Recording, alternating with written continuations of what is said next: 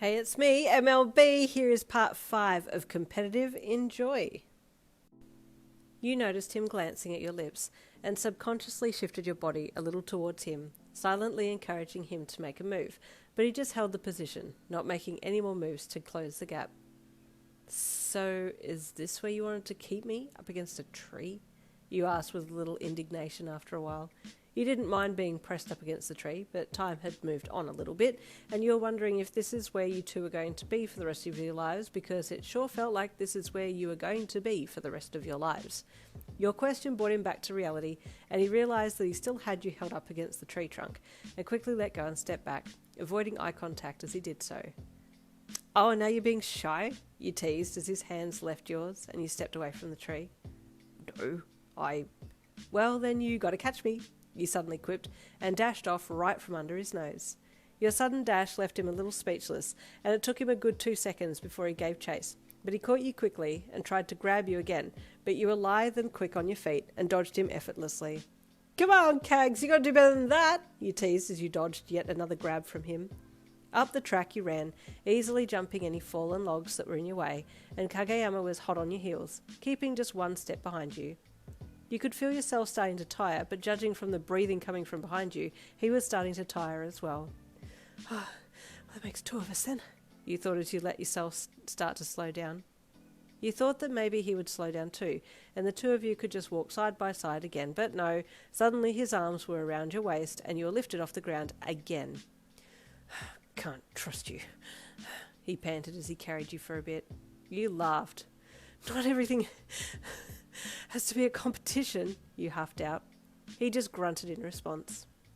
Finally, he put you down, but then took your sweaty hand in his sweaty hand and held it tight. "Fine, I'll hold your hand so you can't cheat again," he grumbled, holding it firmly in his hand as he continued to walk. "Whatever you want to tell yourself, babe," you thought internally as you walked with him. The sun was just starting to light up the morning sky, and you looked up as you walked. "What is it?" he asked, looking down at you as you looked up. "It's getting brighter," you commented. "We're almost there," he replied. "Where?" you asked. He pointed up ahead, and you looked from him to the direction that he was pointing and saw a look up ahead. His grip on your hand tightened, and you looked back to him for an explanation as to why he had tightened his grip on you. "So you don't run ahead," he grunted, holding up his hand clasped around yours. You snorted through your nostrils and then sighed. "Okay, fine, I'll let you win then, if it makes you feel better," you replied with an eye roll. He didn't say anything, but as you approached the lookout, you saw a bunch of flowers sitting on the bench there. Who would have left flowers here? You thought as you kept your eyes on them curiously, approaching them beside him at a walk. Kagayama could see you looking at them, but didn't say anything. He waited until you were almost at the flowers, and then he let your hand go. "Huh, how random to find You paused mid-sentence when you saw your name on the beautiful bouquet. "Wait," you said as you read the message beneath them.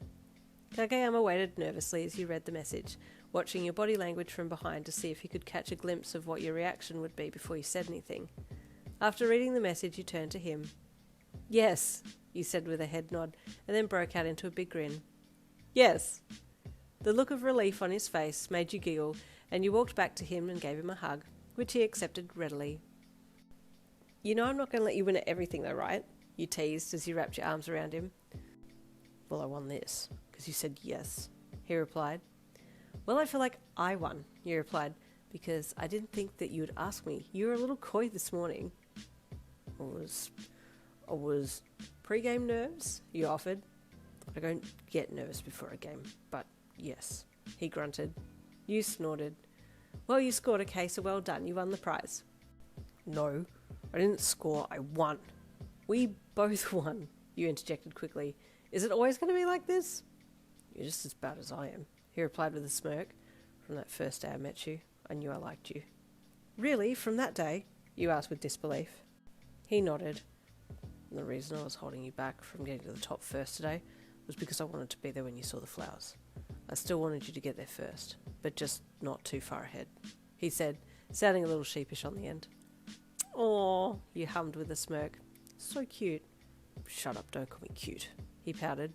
"But you are cute," you replied, pointing your nose in the air and turning as if to walk away, but he grabbed your arm to stop you, also drawing your attention in the process. "The only thing that you'll ever beat me in is looks," he said solemnly.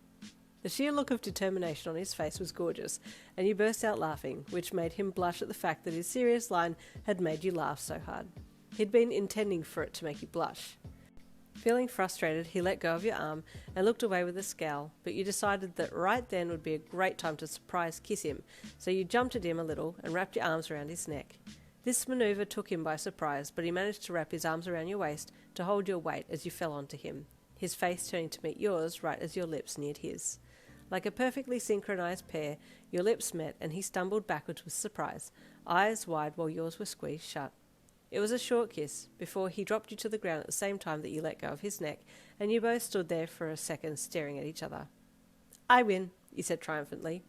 "It's not fair, you caught me off guard," he said angrily. "Yay!" you celebrated as you turned to skip back down the trail. "No, come back here.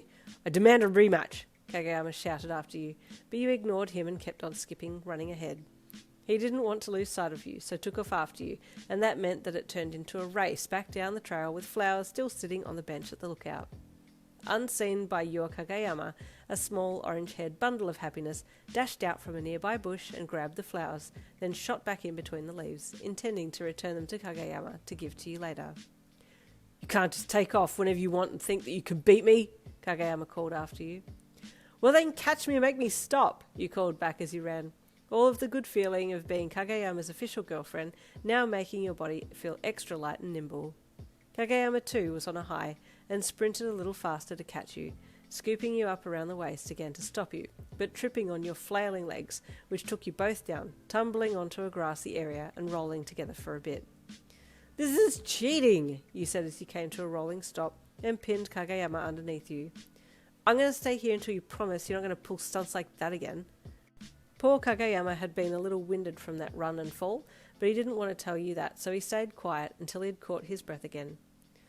"I don't exactly hate this position," he finally said, his hands resting on your sides, just at your ribcage, respectfully. Feeling him under you and his hands on your sides suddenly took your words from your mouth and you clammed up. And again, that's where I will end it, and I'll see you next week.